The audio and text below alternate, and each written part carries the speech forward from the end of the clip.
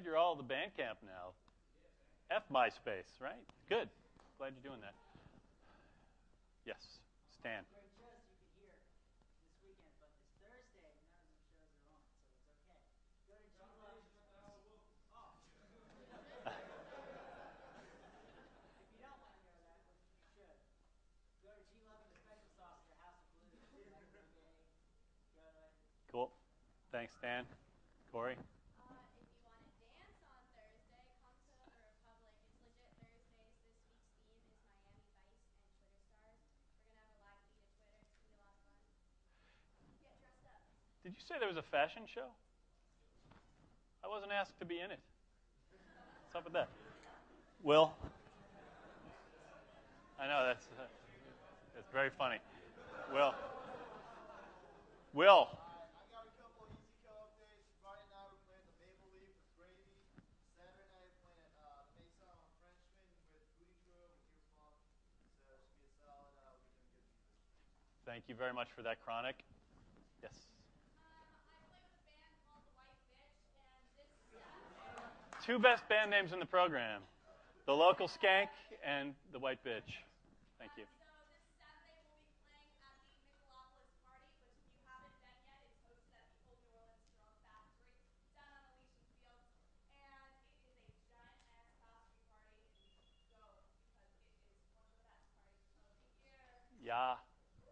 Carter. This Sunday, come to Cafe Britannia to celebrate the Super Bowl with the birth of a new loyal band. All right. Birth of a new Loyola band. Is there a name? No name? Maybe people can decide at Britannia. Zach. I'm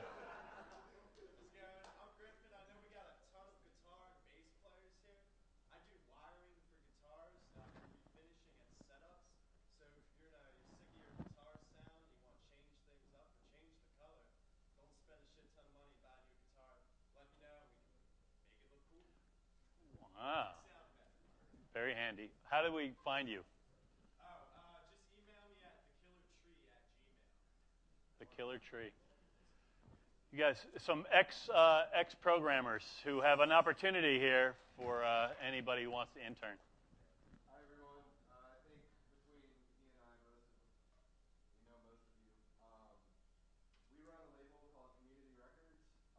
It's punk rock, ska. It's based here in New Orleans, and we have bands from all around the country. We've come here to look for an intern for this spring semester for a few reasons. We're releasing 4 records, 2 of which are for local bands. One is Caddy Wampus, and the other one is a split between Matty Ruthless and our band, Brad and Albert. And we're also releasing a record for a band from Texas and a band from California.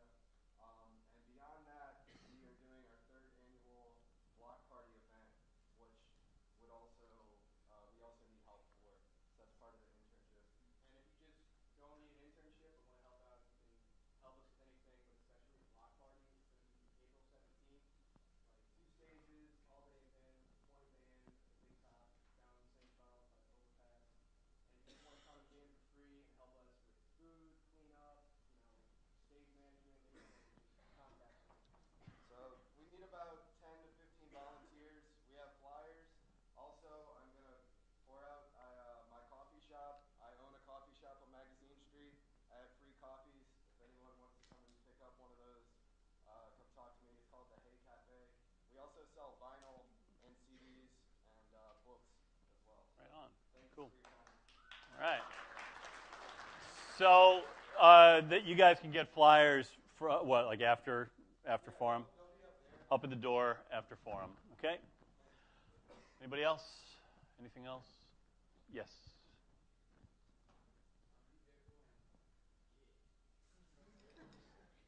Thank you. I got something important besides the shows and all that shit. Tonight, the EU vibe sounds. We're not having weed, so don't come. That's it. Okay. That's a non-announcement. A not event. All right, great. I'll send an email out to all y'all. All right. So tonight, I think we're talking to G-Eazy and Matty B about some of what's going on in their world since they've got a lot going on, and they've been doing a lot of stuff for a long time. So why don't you guys come up and we'll talk. Welcome, G-Eazy and Matty B.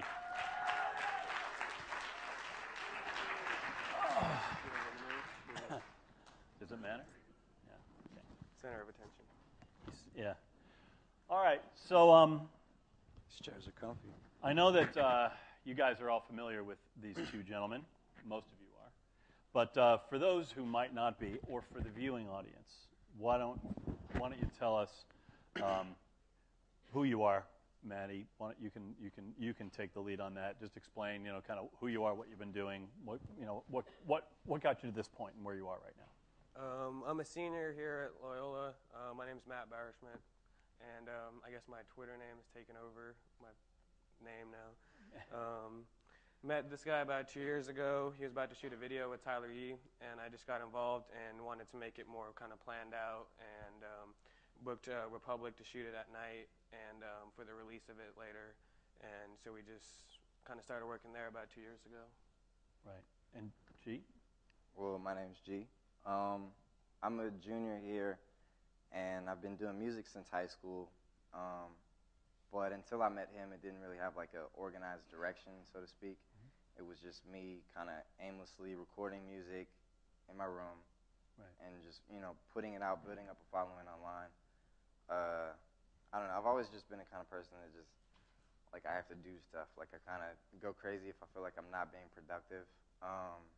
So when I got down to Loyola, I set up my studio in my dorm room, and I started working with other musicians on campus and stuff like that. And one of the persons I met was this kid Tyler, who had a camera, right, and he was in the video and stuff. And we just we wanted to shoot a music video. We didn't really know what we were doing. We just and he came in and kind of helped organize it or whatever. Great. And since then we've just been kind of moving with the momentum and trying to. Right. So you guys are putting together a plan kind of as you go based on a lot of the stuff that you're learning in the program, right? Yeah, I mean, absolutely. You're basically applying theory all the time. Yeah, and you also have to balance it too, because certain things apply to certain genres differently. Mm-hmm. So what do you mean when you say that? One thing that we really noticed with the program is that it's really indie-centric and tries to really push the indie lifestyle to our way of doing things in terms of music industry. Mm-hmm. And we definitely are, we have like kind of like a split personality in terms of our career path. And so we know a major label is a really distinct possibility, and so we're gearing up certain things towards that. But on the same side, we want to be sustainable as an indie artist and have a career. So as many of you may know, some majors have been sniffing around Gerald, and he's done showcases for 3 label presidents over the last year or so, right? Yeah. 6 months or so. And but that what I like about their plan is that that's not all they have going for them. They haven't put all their eggs in that basket. You want to talk a little bit about that? Yeah, I mean, I don't know. We've been building up this momentum, and this is the idea. You put out music, you gain a following, you catch the attention of a big fish. That big fish brings your music to a bigger fish, who brings it to a bigger fish. That's the idea. That's how this industry works. But it's never been like a we're out on a mission to go get a major label. You know what I mean? If they come knocking, it's kind of like we'll see what they're talking about. But so yeah, I've had a couple meetings with them. But basically, every time I've met with a major label, I've made it really clear that I'm doing this with or without you guys. Like I have a destination, to where I'm working towards, right, and I'm in a program that's that's helping me, learn about that. Right. But that I'm not sitting here waiting for that to be the benchmark of success or the right, the train to take me to where I'm going.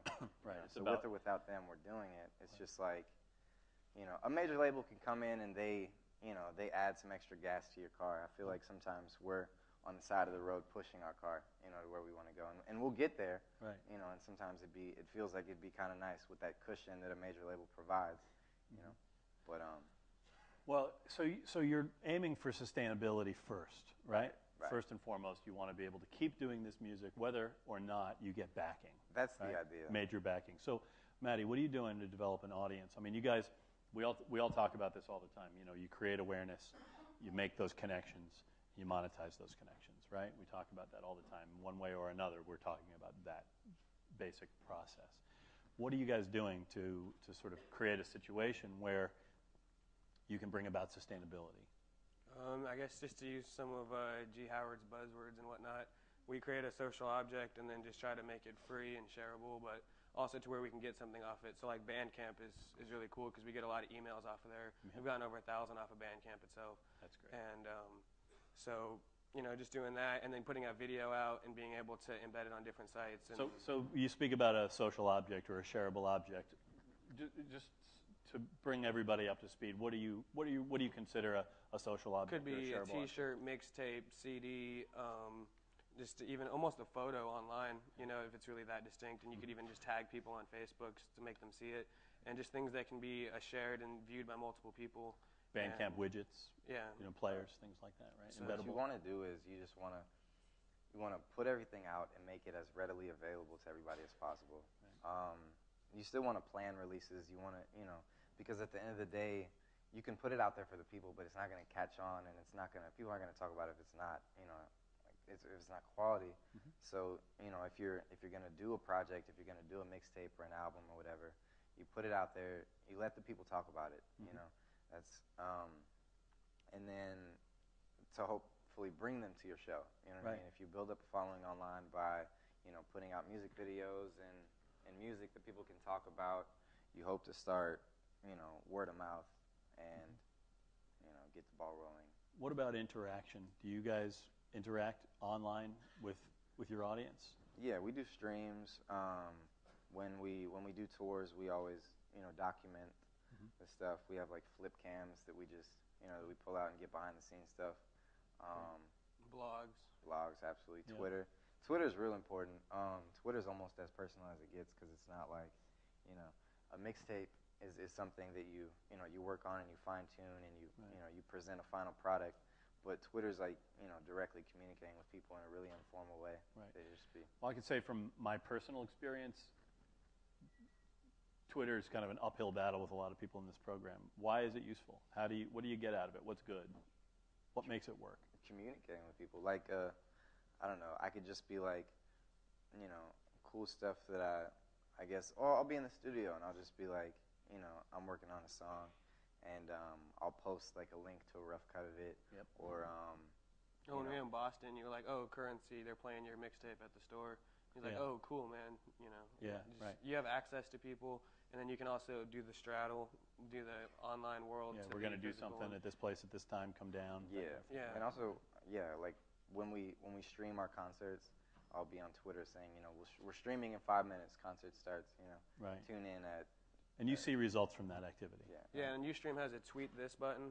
So like on the iPhone or Droid, you can be streaming the show and then just tweet this. And usually that's just when it's like viewers, boom, you know, start popping up. Yeah, that's great. I mean, so you see that very tangible result. You tweet something, and then viewers start to appear. Or the San Francisco show with just tweeting about a show coming up. Yeah, we did one show this last summer that literally like the only promotion was all through Twitter. We said, you know, we put up like 10 free tickets, and I just did a Twitter post. Like the first people to get on there, and then like literally like a minute later they were all gone, and then you know, we sold them just through Twitter though. But the point is, it's like when it was MySpace, that was it. That was where the people were. You know, then Facebook. Now it's like Facebook and Twitter. But the thing is, you want to catch people where they are. Like social networking sites, it's almost like an online hangout place, like where people are. Like, you want to catch people where they spend time. And if that's where people are, if they're hitting that refresh button, looking at their Twitter, and they're not on MySpace reading bulletins, you know, you just want to reach people. Yeah. And you have to give them what they're looking for. I mean, Right. You're trying to give people what they want. So, you know, you can't restrict their activities too much. You can't, you can't tamp down their reactions. You can't just post favorable comments. You know, you have to make it downloadable on Last.fm and on MySpace and on Facebook if possible. You know, everything possible, because you're gonna be like, oh, well, it's on my Bandcamp. Well, 90% of your audience doesn't know that. Right. You know, so it has to be wherever they are. Right. So yeah, you're not going to train them. You're going to want to just offer them choices, right? Yeah. So you got the label stuff that's kind of cooking, we talk about that as like a lottery ticket, right? You have a lottery ticket, you're holding this lottery ticket. Maybe it'll work very well for you. Maybe there's 100 of those. Maybe your odds are 1 in 100 or 1 in 10 million. You don't know. Yeah, the big thing is not to get too excited about stuff like that. Right. Like at the end of the day, I've been flown out for a meeting, but they fly out artists all the time. Yeah. You know what I'm saying? And it's just until you have the deal that you're really working towards on the table, I mean, it means jack. Like it doesn't mean anything. Right. So you don't get a big head and you don't get all excited over stuff like that because, like you said, it's just a lottery ticket and it's like there's no guarantee with any of that. Well, I think also, you're hoping that if there is a major label that gets involved, that it's going to serve your ends ultimately. Right. So if you guys have your network and your fan base really solidified, and the major label helps you to cast a wider net, then hopefully what that means is that when that major label thing ends, and it will someday, absolutely, then you have a much wider pool of people available to you, in your inner circle. We look at it like base. Major label is just putting on whatever you're doing on steroids, just putting it to the next level. And so, but there's plenty of major label hollow artists, that are like so big, but they can't even really like pull at venues. They don't really sell that much even, but they have this image that's so big, but they haven't built it from the ground up. Right. So, I think building it from the ground up, you really create a relationship with your fans. Like, I remember, literally like having a following of like, a couple people, and my stuff sucked. You know what I mean? Like straight up. But there's people that have literally been following my stuff since it was like awful and horrible, and they've watched it get to here, and that's why it's exciting for them to like they'll hop in a car with somebody and the CD that comes on is mine, and they're like, wait, like this kid? Like I've been following his stuff since he was, Yeah. And so when you create a following like that really like attaches onto you, and you create a relationship through Facebook and Twitter and communicating with the fans, then when they see that major label thing take off, it's like they get excited too. They're pulling for you. Yeah, like I helped to make this happen. Like I've been pulling for this kid. Well, because obviously it's imperative at that point that you don't alienate those people. You don't act inconsistent with the ways that you've acted so far. You just scale it up. You want to make it bigger and do it. And do the same kinds of things on a bigger scale. Right? Yeah, it's really just your mindset with it too. Because we talked like on tour, and he'd say, I'm not really even G-Eazy. It's like a whole movement. And he's just like one like representation of it. His music represents it. His videos represent it. Right. But like, there's a lot of like really cool people that helped out a lot, and they're a part of it as much as anything. Right. And you guys interact. When I said, do you interact? I know you guys push stuff out, but do you converse with your audience? Do you? Absolutely. I mean, you guys have interactions in public, right? I mean, the idea behind a lot of the power of social media is that you can be a friend to thousands and thousands of people, right? Right. And you can take these meaningful interactions and amplify them through the use of tech, right? And that's what you're hoping to do. So can you guys talk about some examples where you've done that? I mean, ways that you do that, I should say. Yeah, when when people like tweet at me or whatever, send me Facebook messages, I have to admit, I'm terrible at writing back in anything, like not even related to the music stuff. Even like when friends call me, like anybody that knows me can testify. Like I'm really bad at texting back and answering phone calls, but I just don't like talking. But I really try to make a point of it, like to talk back to fans and stuff like that, because it's like, it's silly if you stop and think about it. Like just you like talking back to them like means so much in their eyes, like, and that's really humbling. And that's something that they go tell their friends, and they're like, yeah, like he's a cool, like I know the guy, you know what I mean? Like I talked to him online, like so. Talking back to people is important. Ultimately, it's about two really simple themes that I talk about a lot, which is decency and grace, right? Grace.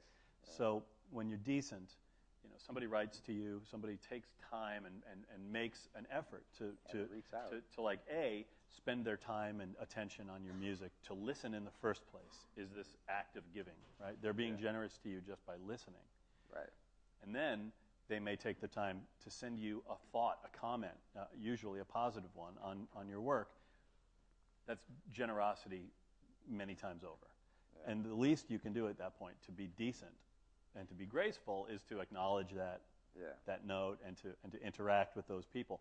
And the fact that you can do that in public now, like on your when you update your status, somebody comments on your status, you can comment back. You're doing this in public. You're doing this in front of people. They can see how you react. They can build a relationship with you. It's important that you make us like you before you can sell us anything, right? Yeah. You would never. I mean, talk about that a little bit. Talk about how you make somebody like you before you promote to them. They have to care about you. You know what I mean? Right. And creating that is like, I don't know, I mean. Well, what are your Matt? I mean, talk about your best practices. What are the things you guys believe in that you do to make sure that ultimately people will give a damn about you guys enough to support you? I think just not expecting them, just making the music free so they can download it if they want, give it a shot. Because if people are like strictly on iTunes and stuff, they're kind of telling you it's like to even sample my music you have to pay. Right. So it's kind of like it's kind of going too far almost. You know what I mean? If you consider it in like a dating sense. Right. And so we just try to make it available for free. Or if someone comes to a cheap show, like obviously we don't try to charge a lot for tickets even in like big cities, Right. So that way people can come and you just give them a chance, and that's what I just feel like it's about just giving them a chance. And if your product's good enough, then they'll respond. Right. So that's getting the music out. Now you guys have developed a pretty decent draw in certain places, right? I mean, where are your big markets besides New Orleans? You have a strong market here. You guys have a pretty strong draw here, right? Anywhere else? The Bay Area. In the Bay Area. Yeah. So how did you develop those followings? I mean, let's look at those two as micro markets. Mm-hmm. What did you do in those two situations, in those two localities, to build a following, just in practical terms? Well, New Orleans. When I got down here, I hadn't done any shows, literally. Like, I had never performed before. But when I got my first show, my freshman year, we took the time and we really rehearsed. And, we made sure that it was like, if we were going to perform, they gave us like, we were like the opener of the openers. Yeah. You know what I mean? Like, it was like a 7-minute time slot or whatever. But we wanted to take that opportunity and, if people came and if they were there that early to see us, to walk home and say, well, the show was cool, but, that like goofy white kid that went on first was pretty cool. Mm-hmm. Because otherwise, like, what's the point? Like, Yeah. You can go up and perform, and it's like, if nobody talks about you at the end of the day, they came to see the headliner, they didn't come to see you. Right. Like, why are you doing it? You know what I mean? Right. It's not moving anywhere. So taking each show seriously, carefully planning out the promotion, so you really, like, don't expect the show just to draw people on its own. Right. You know what I mean? Just to say, oh, I have so-and-so on the bill. What do you do to this promote? This is going to be packed. We get out there, like, with flyers. Like, I'll hit up all the college campuses around.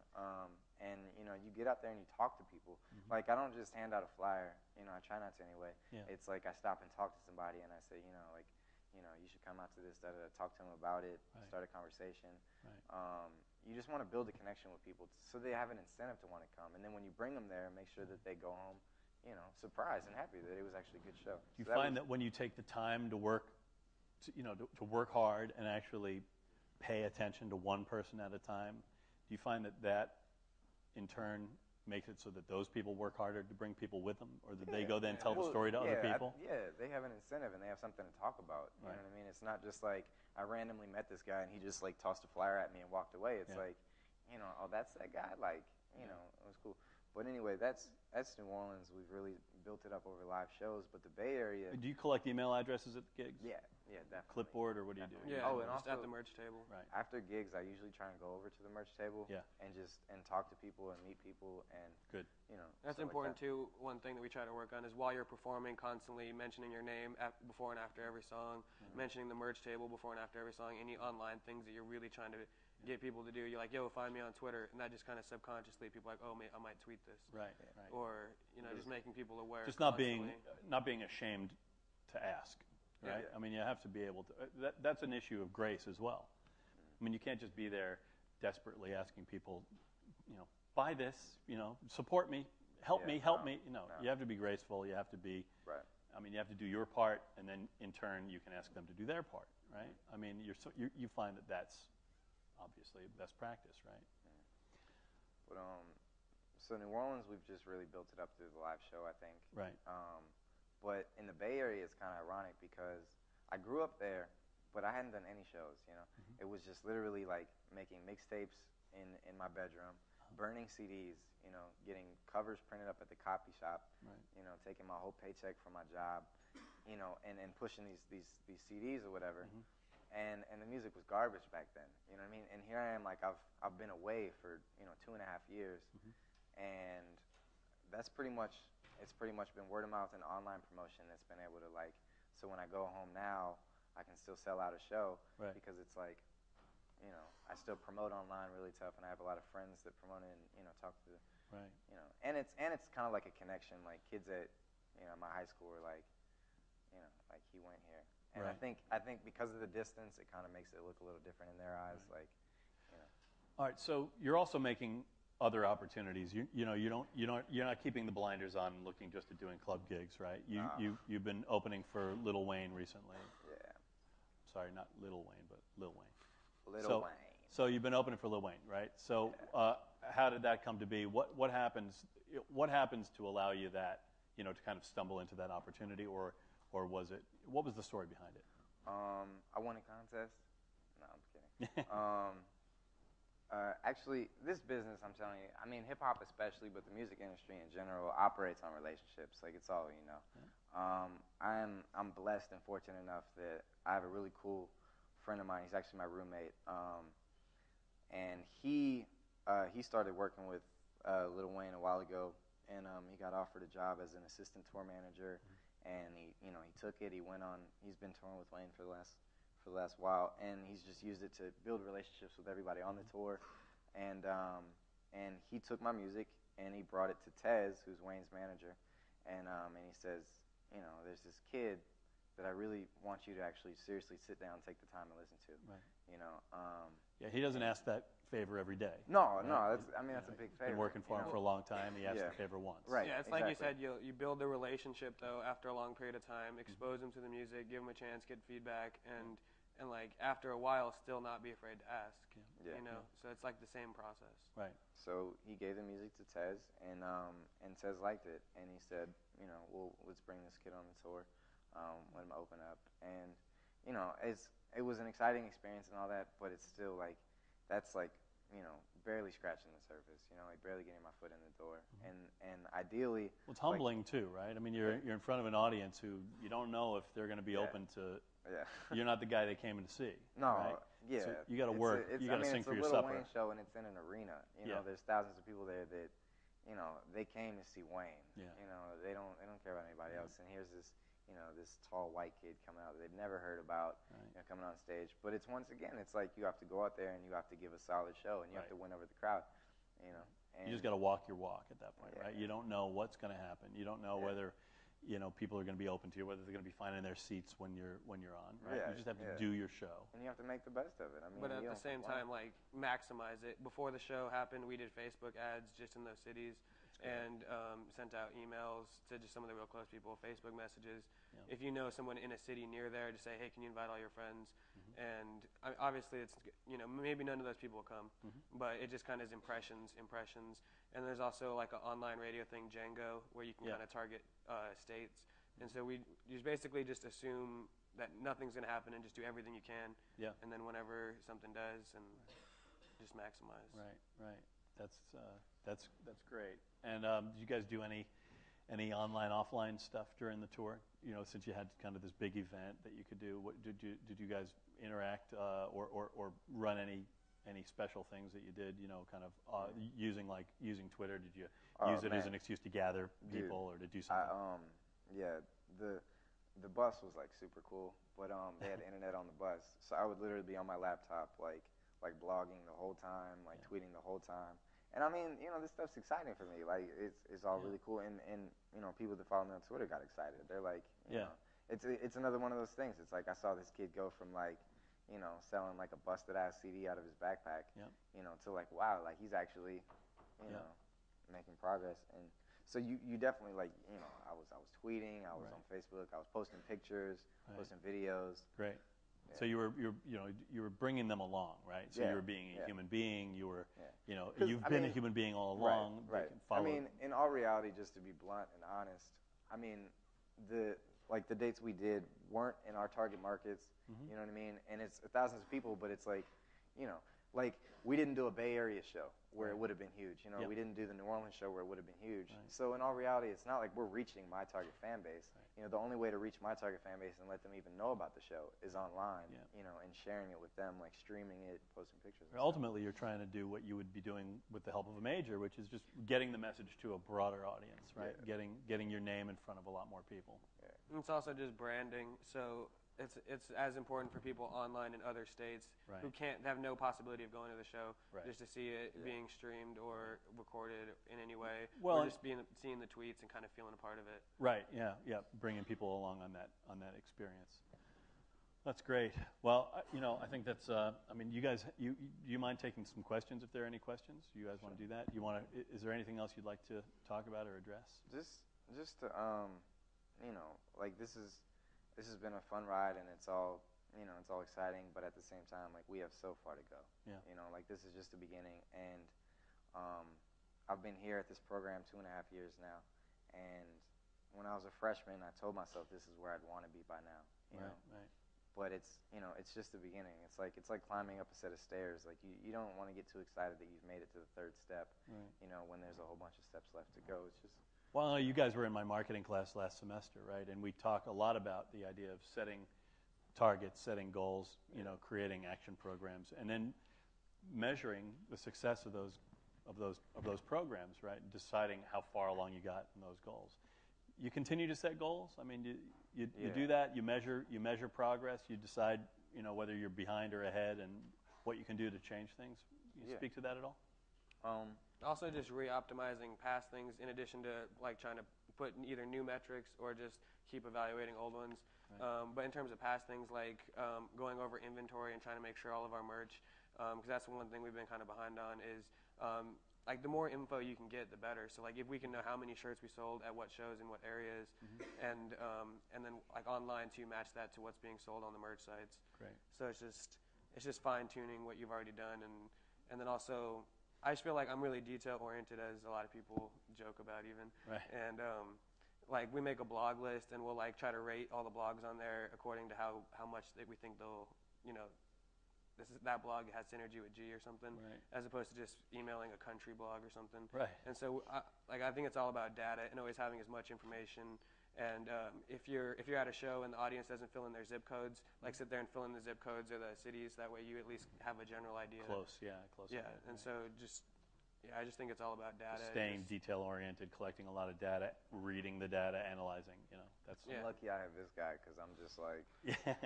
Well, that's what's great. I think that's really important. You guys found each other. That we talk about that idea that if you're an artist, then find somebody in the program who might be able to help. If you want to be in the if you want to work in support of artists, adopt an artist today. I mean, seriously. Use this program to be 1-800-ADOPT an artist. Do it. Call me out. I mean, this program. If you have anything here, it's resources and access to people who know something about the business. You should be using and this. Seriously, like you guys are here for 4 years. Like the clock's ticking. Like you know what I mean. Like make it happen. Just you know what I mean. Go out and just do stuff and just try and see what works, man. If you're an artist, put music out, but find somebody, because there's plenty of students here that don't do music. You know what I mean. And they have intentions of being a manager, like a booking agent or whatever. Yeah. And like the only way you learn is hands-on experience. Right. And just like link up and just. Yeah, it's balancing like always trying to plan and always have reasonings to do things, and then on the other side just doing it, and like getting a fire lit under your ass and just getting things done. Right. And make sure when you pick your artist that it's going to be someone you don't mind picking 4 a.m. phone calls for, and waking up to like call London to try to do some kind of sample thing or any kind of like. Just counting things over and over again, staying up when your bus breaks down outside of St. Louis while everyone else is sleeping, make sure AAA comes. Right. Or just make sure it's someone you care that much about, because it's really frustrating to see other managers who are just like, I'm working with all these guys. I got them on contract the first day I saw them. Yeah. Didn't build a relationship, didn't try to help the artist really. They're just looking at it from their perspective. Scariest thing I ever heard a manager say fairly recently, I asked him if he liked the music that this new artist he signed did. Yeah. He said, well, I only have to listen until 6 o'clock. I don't have to listen after 6. I thought, oh, man, that's just the saddest thing I ever heard. Dude, I was at a showcase with my lawyer for a band that he represents, and it was like some weird like country kind of thing. I mean, I hated it. Like, I walked out and he was like, "What'd you think?" I was like, "I mean, it's not my thing." Yeah. And he was like, "Yeah, I hated it too." And I'm like, "But you like that's your band, you know what I mean?" He was like, "So." And I was like, "Oh, dude, like I hope you like my shit." And he was just like, and then I don't know if he was lying or not, but he was like, "No, like I genuinely do. Like I actually like believe in your stuff. And I really like it." But that's just really important for any relationship because you're gonna have to stick your neck out and you're gonna have to really like work hard for that artist and you have to believe in them. Like it has to be more than just like, oh, I see this as dollar signs. I see that this is gonna, you know what I mean? You have to passionately like really care about the music because you have to like defend them when like no one else will, when nobody cares about them, when nobody knows who they are yet. Right. You know what I mean? It's we weird talk how all like the time. once people care about you, it's like everybody wants you. But like when you're a new artist, like nobody cares. Like When you make meaning, you can do it forever. You have all the energy in the world. When you're doing something that's meaningless, everything's a chore. So, we talk about Guy Kawasaki always saying, make meaning and do something, right? Just get involved with something you feel is meaningful. Do something. Does anybody have any questions for Gerald or Matt? I'm going to bring up the lights. I feel like Carol Burnett here. One person might have gotten that reference. But sorry. Anybody? Yes. Go ahead. Yeah, that'd be great. If you could. Hey. I remember last year when you were at Forum, you said that you wanted a label's help, like financially, like you were looking for a major label to help you financially. Mm-hmm. Has that changed? Like, what exactly are you looking for in a major label? Like, what do you want to get out of it? Well, a major label provides obviously financial help. It's like it's boom. They have you know what I mean? They give you a budget to work with, and that's something that obviously we don't have. Like, our budget is what we save up from shows. Our budget is iTunes money, and our budget is his credit card. You know what I mean? Like, that's it. Like, everything is out of pocket. And it takes money to make money. What would you pay for that you can't pay for now?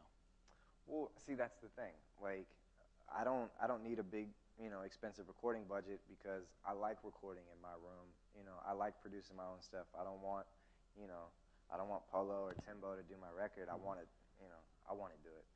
So, I mean, that's the mindset of those two different worlds we're talking about too, because we're also right now in an indie mindset. So we're like, we really don't need to be wasting money on like mass marketing kind of things like that. We want to be more niche oriented. But then when you do get that major label thing, we're still going to be doing all the stuff we're doing in terms of the audience and like sustainability and stuff, emails. But then with that, they can then throw you on, like, instead of the last 3 dates of a tour through a favor, through a friend, it's all of a sudden, boom, you're on the entire whole tour. Black Eyed Peas World Tour this summer. Yeah, But so it's, I don't know. Like, what I'm saying is I don't need money in terms of like a recording budget. I need money in terms of promoting and marketing and stuff like that.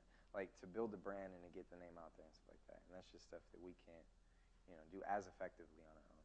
So, do you accept that answer? Okay. Does that make sense? Yeah. Right. I mean, if they build the brand, if they spend a fortune marketing and promoting me, and they build a brand so that I can build a draw, nationwide, and I can, the label can drop me. You know what I mean? Like, I'll go do tours on my own after that can only be bigger than the tours we're doing now.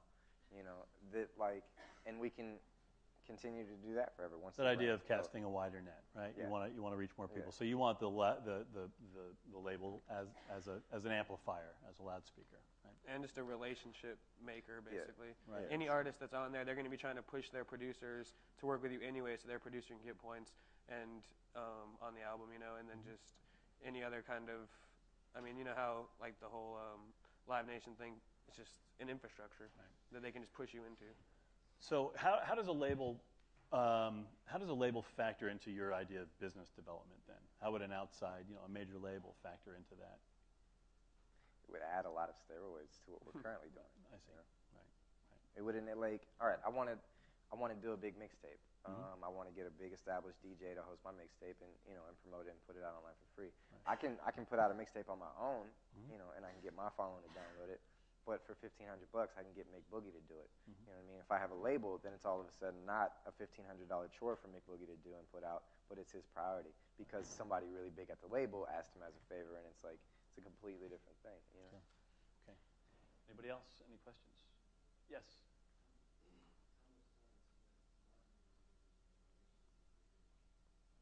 I mean, it's like, I don't know, it's like 50-50. You need both sides, you know what I mean? I kind of like switch modes or whatever, I guess, like from the creative person to. So 150% marketing, 50% music. Right. Because he tries to go in like production mode and just make beats constantly, make music, and then also after a while you're like, all right, well, let's kind of go into marketing mode and start focusing on Like redoing the releases. MySpace designs, redoing this, coming up with new. Do you agree with the idea that every conversation you have is marketing? That every Yeah. every Hell every yeah. every This is it message right written here, is man. marketing? Right. Everything's on record too. Right. Right. Yeah. Sorry, there was a question. Yes. My question is, what do you think took you to the next step from like writing your own songs in your room, putting out your tapes, to like that next step to get you where you are now? I don't think it was like one step or anything like that. It's just been a gradual process. It's like from the outside looking in, it's like seeing somebody with short hair and then seeing them a year later and all of a sudden their hair's long and they're like, oh shit, that happened like that. But to me, it's just been a long, long process of like, moving up. I mean, maybe it's like I don't know. There was this one mixtape I put out that kind of like was a tipping point. Well, Yeah. Like if you guys wouldn't have found each other, do you think you'd be as successful now? Yeah, I'd probably be like 10 times richer by now. No. No, it's like we work well together. It's like kind of like yin and yang kind of thing. You need the business and the music, I guess. I mean, I was speaking the other day about the fact that New Orleans is a pretty good place to start a music enterprise when you're an artist, because the clubs, the gigs, everything's so open. People invite you down to play a show. Your classmates, people in the scene invite you down to play shows all the time. You can really bootstrap yourself into existence if you're an artist. They give you a shot. You can get a gig here, like Cafe P is really cool about that. Right. Or, a couple other places. They'll give you that chance. And like Throwback too has been really cool. Working with us with So that. how much you credit? get a How much shot credit and- do you give that? I mean, how much credit do you give this absolutely, environment? Well, Yeah. New Orleans has 3 years of like eligibility than almost not any other state or city, because 18, 19, or I guess 4 years even, because in all the other places you have to be 21 and up to be in a place where you can have the bar as well. Right. So if you look at it like that, when you go into any other state, you cut out a revenue source no matter what. Right. If it's a no drinking show, then that cuts out the bar. If it's 18 and up or 21 and up, so that's why New Orleans is really cool like that. Right. And it helps, but also handicaps you, because then we have to start figuring out new things for different areas. Do an all ages show and then a 21 and up after party thing, or whereas New Orleans it's all the same thing. You can just everyone can Right. drink and go. Right. Yeah. But the openness of the scene did serve you guys. Dude, absolutely. Right. Like without that first shot, you know what I mean, and without being able to get on as many shows as I have, like Right. I don't know. Right. Because it occurred to me when Mary asked that question that maybe that's a big part of it. The fact that you existed in this ecosystem. You existed in this world that's pretty open and pretty receptive New York, to helping. Huge. Yeah, I got friends in Boston. They go to Berkeley. Yeah. And we went up there recently for a show, and it was just like, I mean, here's Berkeley. You know what I mean? Like everybody's dope at Berkeley, but like nobody can get a gig, and they're all like 21 and up clubs, and it's like a completely different market. Now here's New Orleans. Expensive covers too. Right. Here's New Orleans. Like you guys go to Loyola. Like you guys are all dope musicians. Like you can get a gig. I mean, you can bring your friends out, and you can build a following up. Like it's easy to get to Cafe P Uptown. You know what I mean? There's venues where you can start that kind of stuff and get the ball rolling. Right. So do it. Anybody else? Yes. Yeah.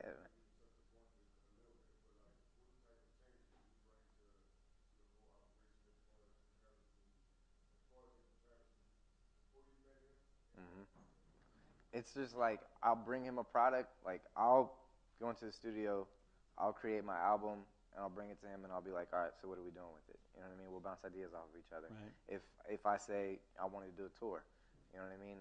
He'll be like, all right, well, we got to go here. This is how we do it. This is probably the most affordable way to travel. You know what I mean? Here's who we're gonna stay with. If we're gonna do an album, this is how we're gonna promote it. Yada yada. So Do you opt out of that stuff? No, it's all discussion, and you're involved in those thoughts. No, we talk about this stuff. What about in the music, Matty? Do you help? Do you he'll voice send comments me- about music? He'll send me drafts, and I'll just kind of like say things here and there, with both of us having the understanding that maybe 20% of it he might change, and the rest is just like whatever, you know. Yeah. I mean, you send emails out to everybody, and it's just like everyone will say like that's the worst song on the CD, and it's Yeah. each different one. Yeah. And that's the best song on the CD, each different one. Right. So it's just like you take everything with a grain of salt. Becomes a factor. But at the same time, like when I started working with him 2 years ago, he had like over 300 hits a day on his MySpace. He was putting out mixtapes, and like it wasn't like I was just starting from scratch. There was like a basis there, and to the point where we put up like the Bandcamp, emails just start coming, you know. And, like, Right. So it's not like you can't. That's why I think it's important for artists to just do stuff on their own and start understanding the difference. Because some stuff is like he definitely co-manages himself, you know, and Right. like Which is absolutely necessary. designs pages, and like if he knows how to do some kind of web thing, he'll like just kind of pick up the slack on that. Or if he's like, I can't figure out how to, you know, get the domain, do, you know, this or that. So you just teach yourself whatever you don't know. Right. Yeah, and no, you need to be an empowered artist. I mean, you know, what if you were run over by a truck? That would be terrible. Yeah. You wouldn't know what to do. All right. Anybody else? Okay. What else? You guys get to go I early. think that's Cool it. beans. Thank you very much, you guys. Thanks to G-Eazy and Matty B.